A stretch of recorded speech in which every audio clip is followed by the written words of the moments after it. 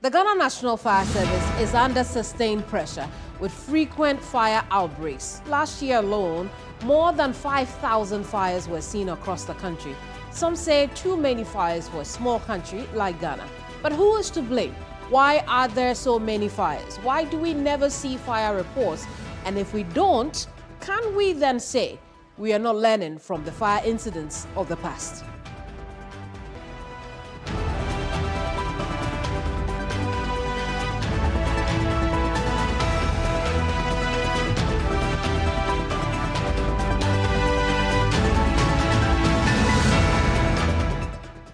I am Kamini Amano, and this is Hot Issues. In this edition, leadership of the fire service comes at a critical moment, carrying the responsibility for reforming operations, strengthening capacity, and restoring public confidence. My next guest is Chief Fire Officer Daniela Mausi Into Sapong.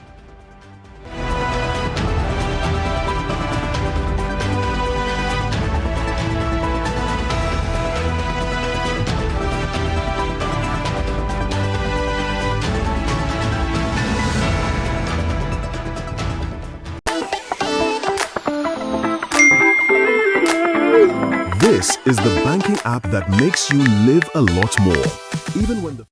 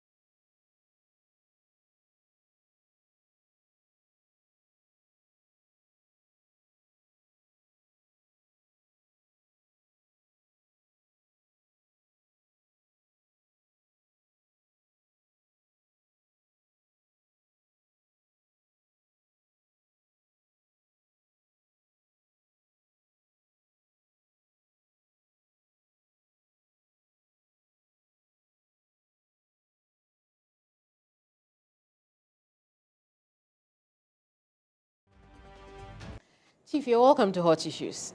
Thank you very much. You're only the first female to be appointed Chief Fire Officer of this country. How does that, or how did that make you feel? Well, I really felt honored. And I think it's given me an opportunity as a woman to work very hard than I used to. I see. And I mean, how has the journey been since your appointment? It has been smooth, it has been rough, but all the same, we are doing the best that we can to help Mother Ghana. We'll look at some of the smooth things that occurred, because since you took office, some great things have happened to the fire service. But before then, I want to go back into the period of your appointment, you know, the very beginning stages. You were welcomed with a lot of market fires. In one of those incidents, it led to an exchange between one of your officers and then the Ashanti regional minister. But then you released a statement on behalf of your officer. Why did you do that? I did that because the minister is the president of Ashanti region. He represents the president. And we can't fight our president. So I felt it was prudent and right to apologize and let sleeping dogs lie. I see. And there were those who felt that you were not defending not only your officer, but you were not defending the service because you are taking the side of the minister. What do you say to those people today? Oh, what I can say is, you know, our job is such that we are focused and we are prepared for any complaint or any talk about how people see us. And these are some of the problems and challenges we face. So I didn't really bother myself. Since I knew I was doing the right thing, I wasn't bothered. I was staying focused and see that the work goes on. That statement also painted a picture of what your leadership style is, especially when you say you're a mother for all. How does that translate in your handling of the role that you occupy as Chief Fire Officer? Well, I would say it translates because the welfare of my men is my priority.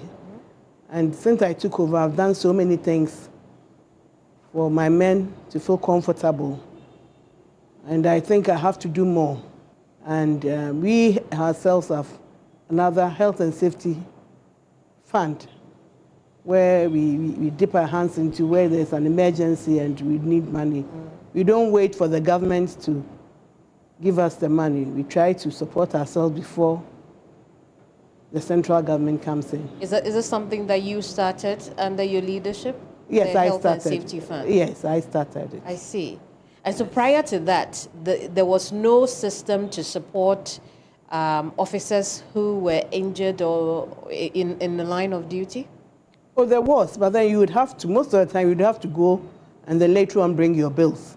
Okay. But when it was a bit serious, then we'd find some funds to take care of. I see. So prior to the Health and Safety Fund, officers had to pre-fund their health care? Yes. And then you bring it for reimbursement? Reimbursement. I see. That must have been very difficult. Still, as an institution, we used to support it. When the person is tough, we fall on the welfare, the national welfare, to support, and later on we see how best we can solve it. So how do you fund the Health and Safety Fund? We made an appeal for funds and people are donating. Philanthropists are helping us. I see. And I hope you also joined to support us with some money for that. Hopefully. Yes. Hopefully. But and again, I want to stay on the subject because we know even this year, because of the fires that took place, and in fact, one of the fires at Latabi Okoshi, one of your men was injured in that fire. So it means that it's something that could happen to any officer at all. Would it be better if officers had a working system that took care of them when they were injured in line of duty? Yes, and that is what I've started doing now. With the Health and Safety? With the Health and Safety Fund. So the actual guy who got injured, we took care of him. But that relies on donations, which means that your funding for it is not consistent. And that's why we started from somewhere, the National Insurance Commission too.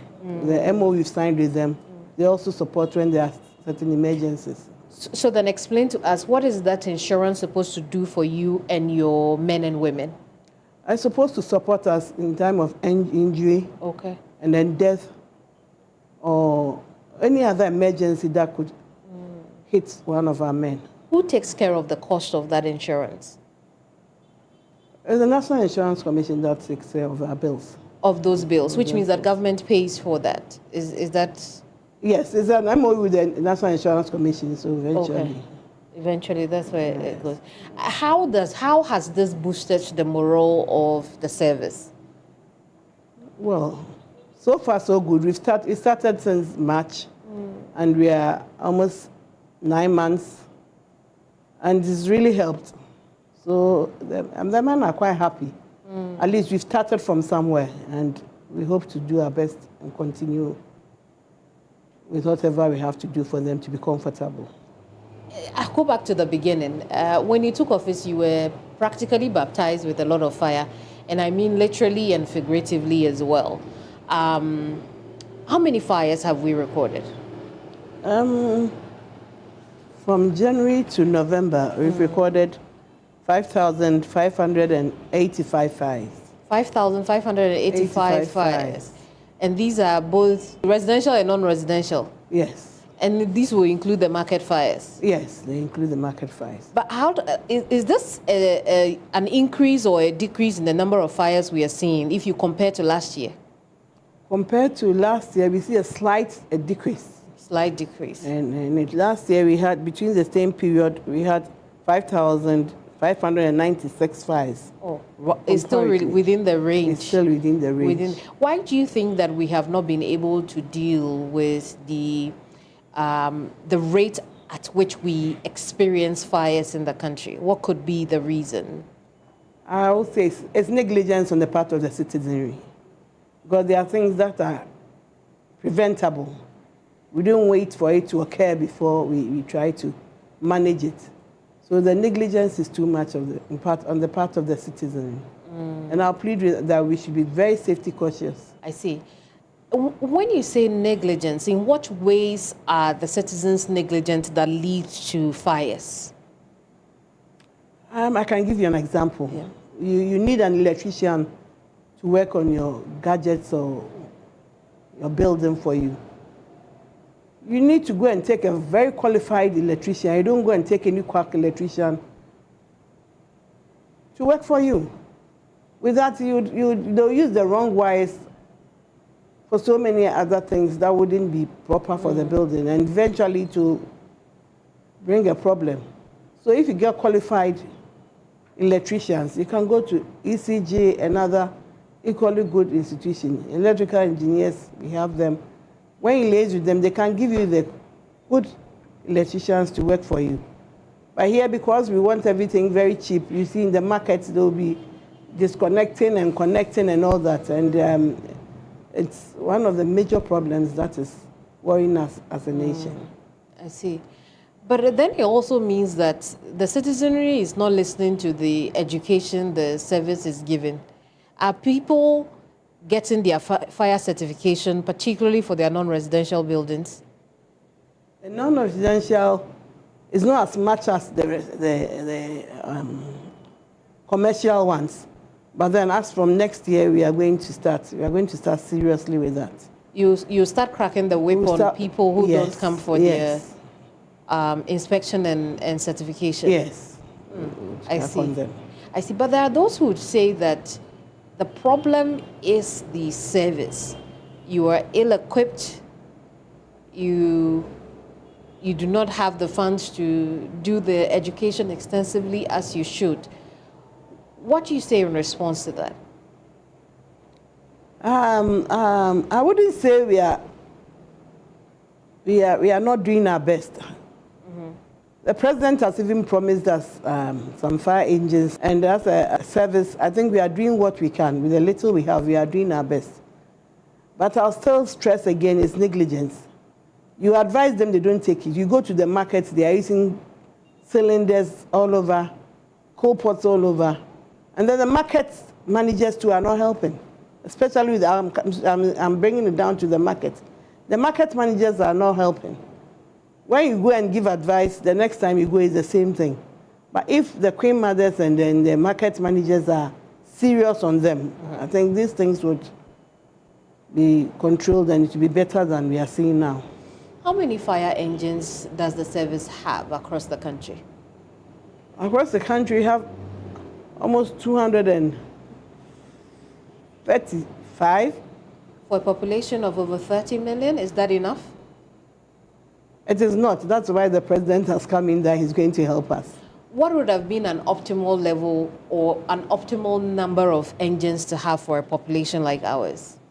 If every district or constituency is to have, at least if we have 274, but plus the greater regions like Greater Accra, Ashanti, Western, if they have more than one, I think it would be a good idea. But definitely we'll get there.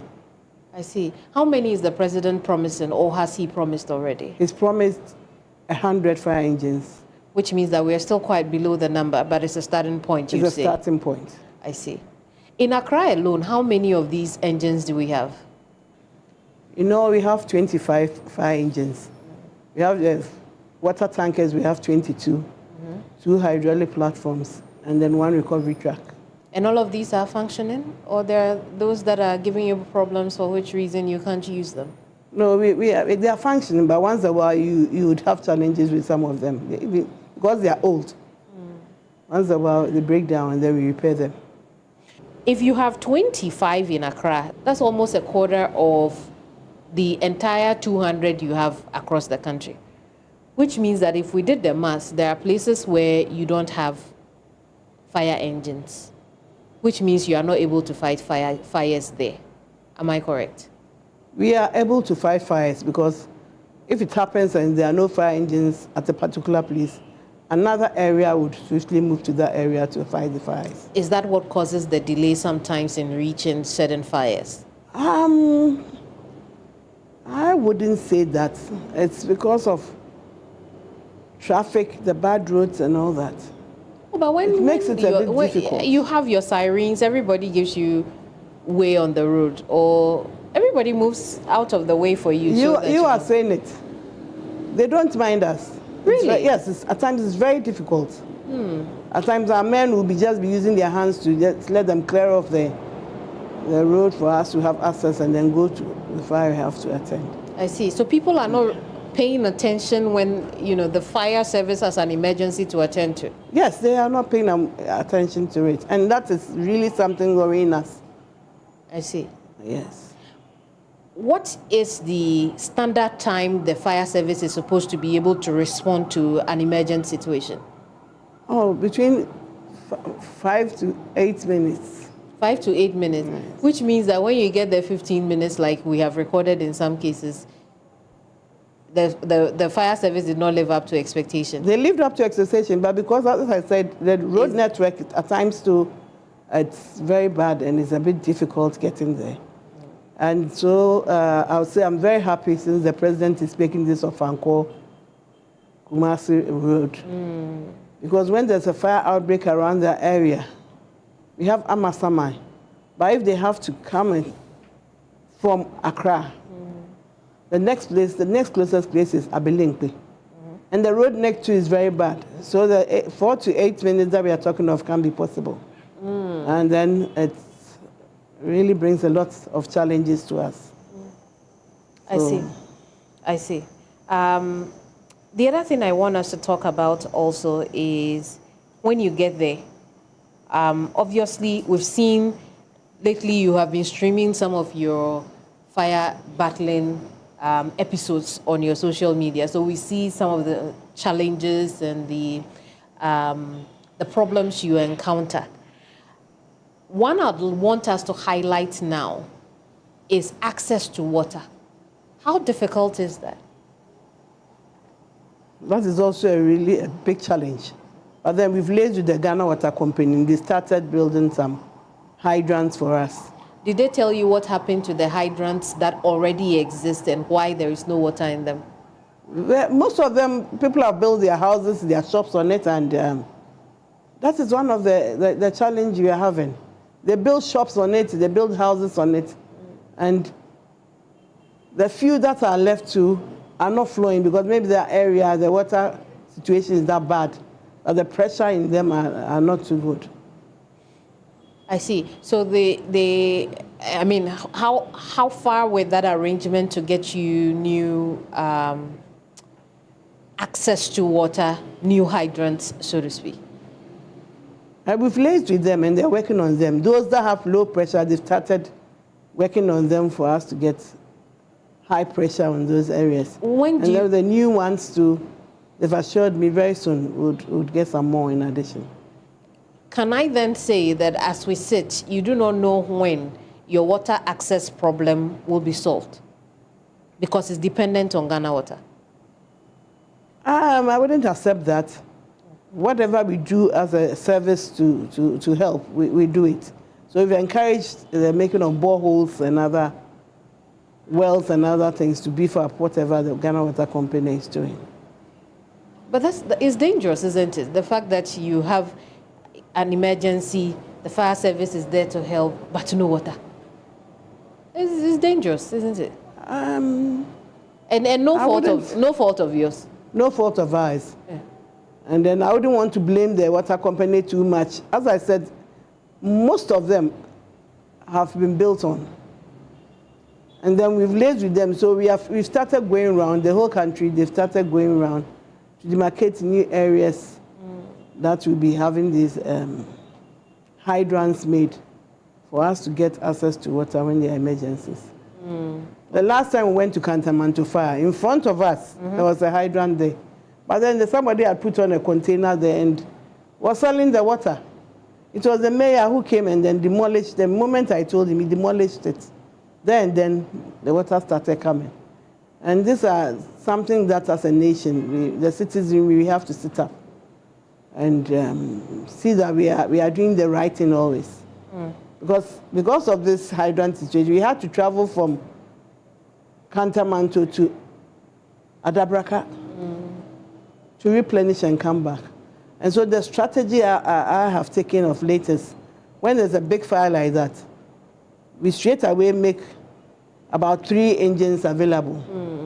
And then we call the regional coordinating director or the regional administration to support that with tankers. So the water flow is constant. You don't have any shortage. There's always water for us to fight the fires. And it's really helping us. Like the Kantamanto Fire, we deployed about 8 fire engines to go. And then within a short time, it didn't spread. Within a short time, we were able to put it off. I see. What other challenges do you face apart from the water access when you go out there to attend to emergency situations? The other challenges we face is people beat us. Oh. Yes, to the extent that they even start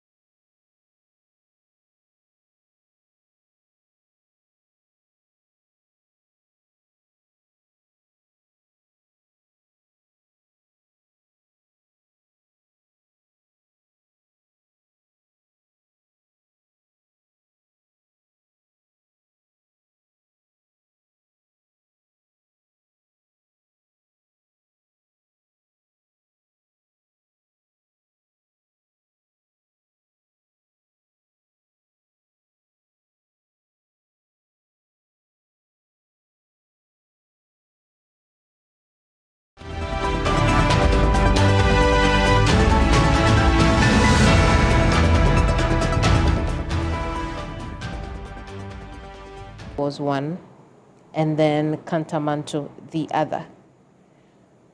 Where are the reports for those fires? The reports have been sent to the appropriate quarters. Why are the reports never made public?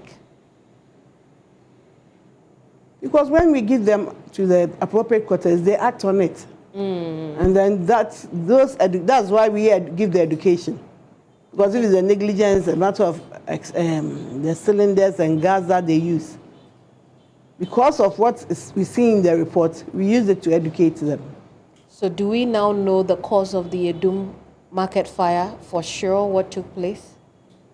For now, I would say no. Investigations can take 10 years, 15 years, and not one day or 2 days. But the report has concluded. The report has concluded. And it's been given to the appropriate officers. Yes. Was the report inconclusive in determining the cause of the fire? Is that what That's why I would say the bottom line is negligence. I mean, that is what I would just say. It's negligence. Whose negligence? The negligence of the market people and the citizenry in the market. Should we start to hold people accountable for some of these fires that lead to extensive damage and sometimes loss of lives? Maybe that would be more deterrent to people?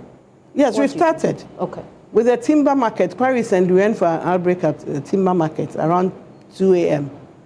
And then we heard there's a boy who was burning rubbish that night.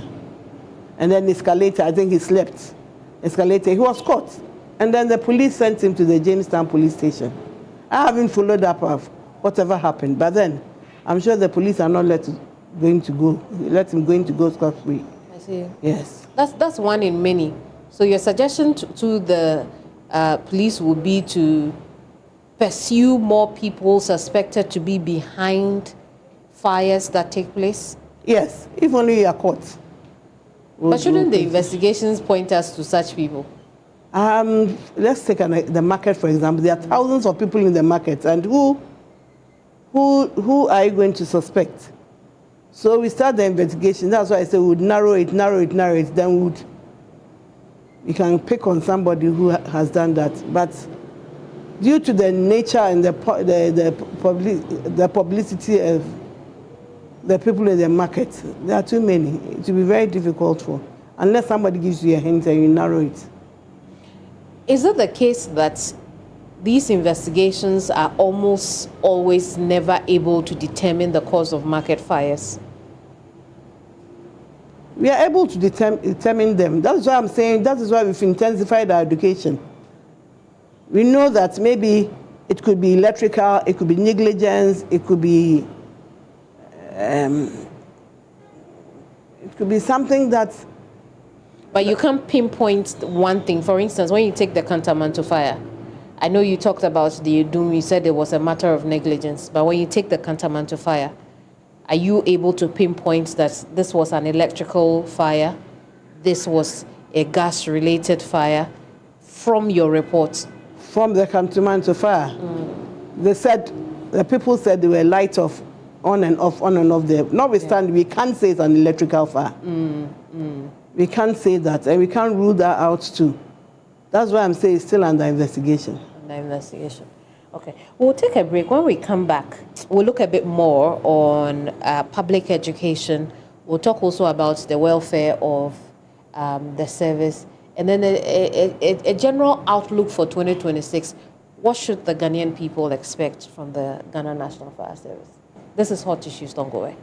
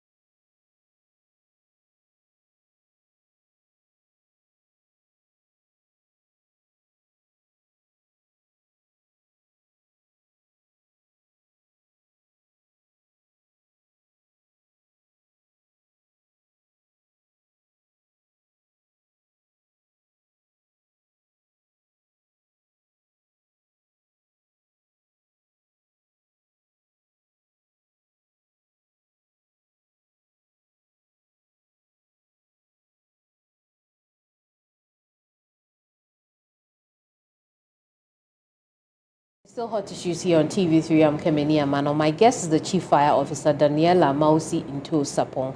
And we've been discussing fire response in this country, but also the welfare of the men and women who come to our aid when we are in urgent situations. Chief, again, thank you so much for sitting down with us. Thank you. We've talked about a number of things that you have actioned since you took office. One of those that we know is plans to amend the law that establishes the fire service. Why do you want to pursue that? We want to pursue it because we are doing more than the law. We are doing more than the law says in that act. Act 537 of 1997, and it's been more than 10 years, and there's a need for us to expand it to include the rescue services we do, and then the other disasters apart from firefighting that we do. We want to include all that. In the Act, we have only 4 directorates in the Act. Now we have 15 directorates. And there's a need for us to amend it to suit the current situation. Does this amendment also make your oversight, so to speak, right? For you to be able to go after people who do wrong as far as disasters and fire disasters or whatever disaster it is concerned. Does it give you more powers to be able to go after them? Yes, with the act that we are reviewing, it will give us more power for prosecution. Okay. So the service as an agency will be able to go after and prosecute people with the help of the police? Yes. I see. How helpful do you think that will be? It will be very helpful because we would see a reduction in so many things that the citizenry do, and which is not good for the nation. The negligence, as I always stress on, is something that people will be up and doing so that these unnecessary fires and disasters and emergencies would come down. I see. I want us to look at rebuilding public trust. What is it that the service is doing now to ensure that the people have confidence that when they call you to attend to any emergent situation, they can trust that you will be there and be there on time and deal successfully with the situation?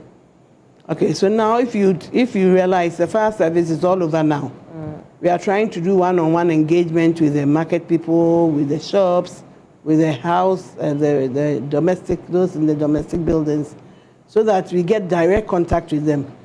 Those days you would call for a platform and then you wouldn't see anybody there. We'll go to the markets, use our speakers, and then people will be busy selling their things. But what we are doing now is a one-on-one engagement where we engage. Even on the streets, we engage them and all that. So I think gradually they'll have the confidence in us. Does that engagement also include inter-agency? Because for some critics of the fire service, they say, look, the fire service does not make its voice heard when, for instance, markets are being constructed, when buildings are being put up in places.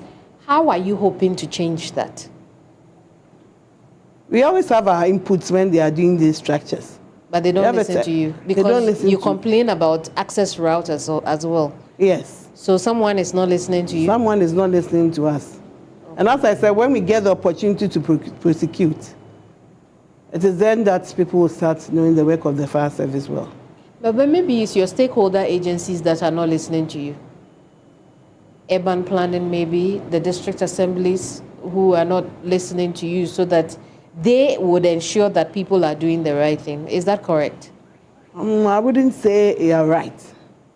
They also do their part, but some citizens are very stubborn. You tell them what to do, the next day, they can even be there, and then the next day you go, the structure is there. Overnight, they will build. And as I said, if you get the power to prosecute, these things will stop. Let's look at capacity. Is the service well-trained, well-skilled to do what it's doing? Are your men and women well-trained? Yes, they are, but I think we need to do more. For now, the training we have is at the regional level, the district level, and the municipal and metro level. With that, we have training officers in all these districts, and the regional headquarters is where they train the officers. But that is not enough. We need them to bring them to a point and then train them. When I took over, I've sent about 50 people outside the country where they went to train in firefighting. And they've come back. We hope that they would come and give other people the knowledge of whatever they went to learn there. Oh, I see. Yes. But for 2026, we are going to make sure the capacity building is well managed and done well. I see. What is lacking? What kind of training is lacking right now? You know, there are always new techniques, and that is what we need to work on. There are new techniques in fighting, new technique of rescuing people when they are injured and all that. Those are the new techniques that we hope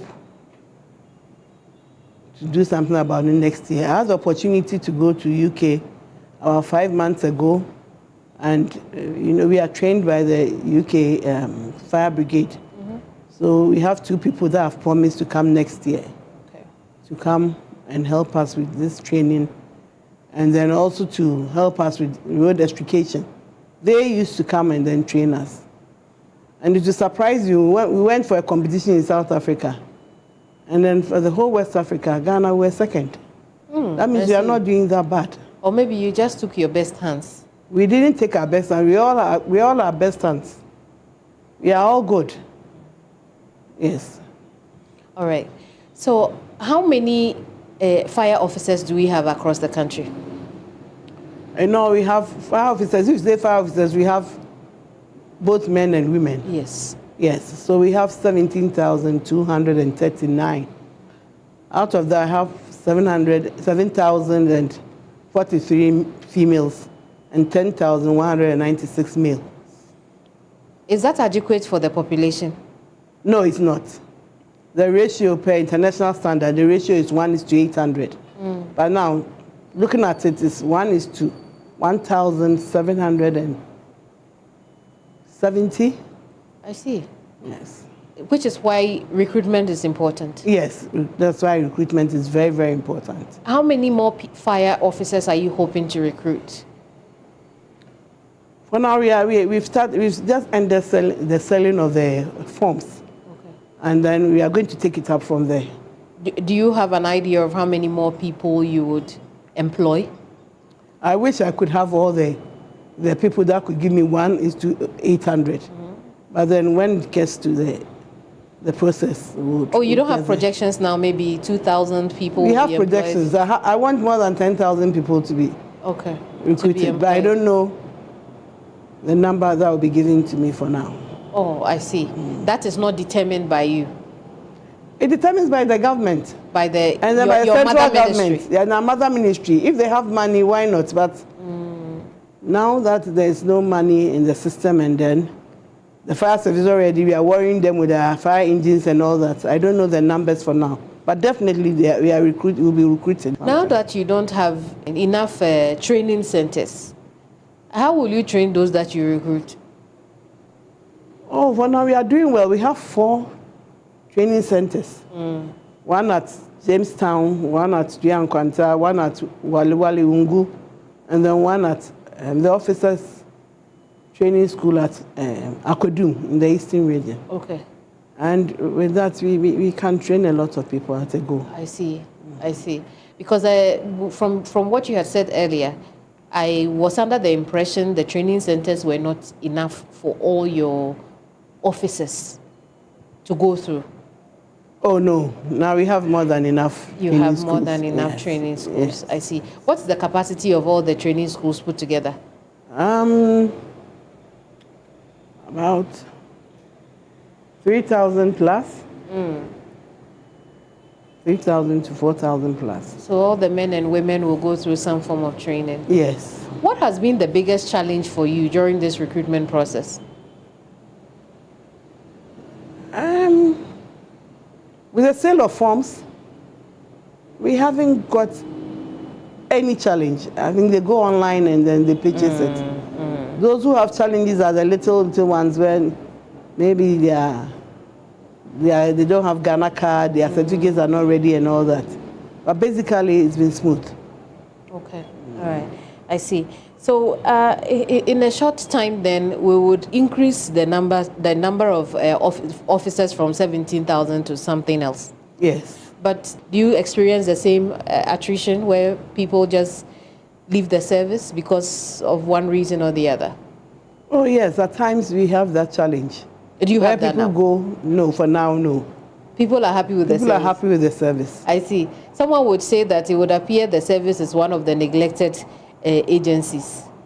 But your people are happy? Oh, we are happy, poor but proud. I mean, we are very happy. You are poor but proud? Yes.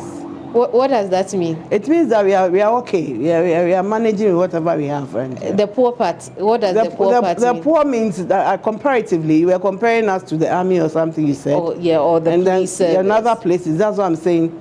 You were thinking we were less privileged. That's why I said that. But all in all, we are not. It's good. Would you like more attention from the government? If they give me all the attention, I'll be very happy. Because Oliver would always want to ask for more. And I'll be very happy if they give me more attention. But for now, the attention that they've given me, I'm even happy.